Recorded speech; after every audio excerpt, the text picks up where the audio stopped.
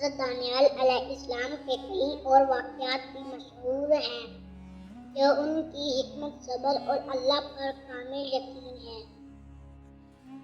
حضرت دانیال علیہ السلام کے کئی اور واقعات بھی مشہور ہیں جو ان کی حکمت، صبر اور اللہ پر کامل یقین کو ظاہر کرتے ہیں۔ یہاں چند اہم واقعات بیان کیے جا رہے ہیں۔ بنی اسرائیل کی رہنمائی۔ حضرت دانیال علیہ السلام بنی اسرائیل کے نبی تھے، اور جب بابل بادشاہ بخت ناصر نے یروشلم کو تباہ کر دیا تو بہت سے نبی اسرائیل کو قید بنا کر بابل لے جایا گیا۔ حضرت دانیال علیہ السلام نے اسیری کے دوران بھی اپنی قوم کی رہنمائی کی اور انہیں اللہ کے دین پر ثابت قدم رہنے کی تلقین کرتے رہے۔ بادشاہ کے خواب کی تعبیر۔ بادشاہ بخت ناصر کو ایک خواب آیا جس میں اس نے ایک بڑا مجسمہ دیکھا۔ اس کا سر سونے کا، سینہ اور بازو چاندی کے، پیٹ اور رانیں پتل کی، ٹانگیں لوہے کی اور پاؤں مٹی اور لوہے کے ملے جلے تھے۔ کوئی بھی اس خواب کی تعبیر نہ دے گا، لیکن حضرت دانیال علیہ السلام نے اللہ کے حکم سے اس خواب کی تعبیر بیان کی کہ یہ مختلف سلطنتوں کے عروج و زوال کی نشانی ہے۔ بادشاہ اس کی حکمت سے متاثر ہوا اور انہیں اپنے دربار میں اعلیٰ مقام عطا کیا۔ بادشاہ کے تکبر کا انجام۔ بخت ناصر کو اپنی طاقت پر بہت غرور تھا، لیکن حضرت دانیال علیہ السلام نے اسے خبر دی کہ اگر وہ اللہ کی نافرمانی کرتا رہا تو اللہ اسے سخت سزا دے گا۔ کچھ عرصے بعد بادشاہ غرور میں آ کر کہنے لگا کہ یہ ساری سلطنت میری طاقت کا نتیجہ ہے۔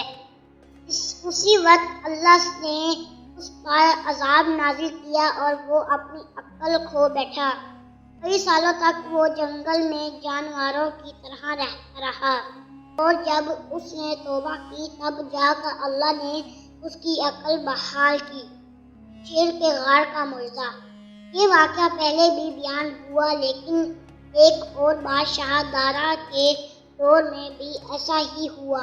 جب حضرت دانیال علیہ السلام کو اللہ کی عبادت سے روکنے کی کوشش کی گئی تو وہ ثابت قدم رہے۔ حسد کرنے والے درباریوں نے بادشاہ سے کہا کہ جو شخص بادشاہ کے علاوہ کسی اور کی عبادت کرے اسے سزائے موت دی جائے۔ حضرت دانیال علیہ السلام کو بھوکے شیروں کے آگے ڈال دیا گیا، مگر اللہ کے حکم سے شیر ان کے قریب آ کر بیٹھ گئے اور کوئی نقصان نہیں پہنچایا۔ جب بادشاہ نے یہ دیکھا تو وہ حیران ہوا اور حضرت دانیال علیہ السلام پر ایمان لے آئے۔ خشک ہڈیوں کا زندہ ہونا۔ روایات کے مطابق حضرت دانیال علیہ السلام نے ایک وادی میں ہزاروں خشک ہڈیوں کو دیکھا اور اللہ سے پوچھا کہ کیا یہ دوبارہ زندہ ہو سکتی ہیں۔ اللہ نے انہیں حکم دیا کہ وہ ان ہڈیوں کو مخاطب کرے۔ جیسے ہی حضرت دانیال علیہ السلام نے اللہ کے حکم سے ان سے بات کی، وہ ہڈیاں زندہ ہو گئیں اور ایک بڑی جماعت میں تبدیل ہو گئیں۔ یہ واقعہ مرنے کے بعد دوبارہ زندہ ہونے کی قدرتی دلیل تھی۔ حضرت دانیال علیہ السلام کی کتاب اور پیشگوئی۔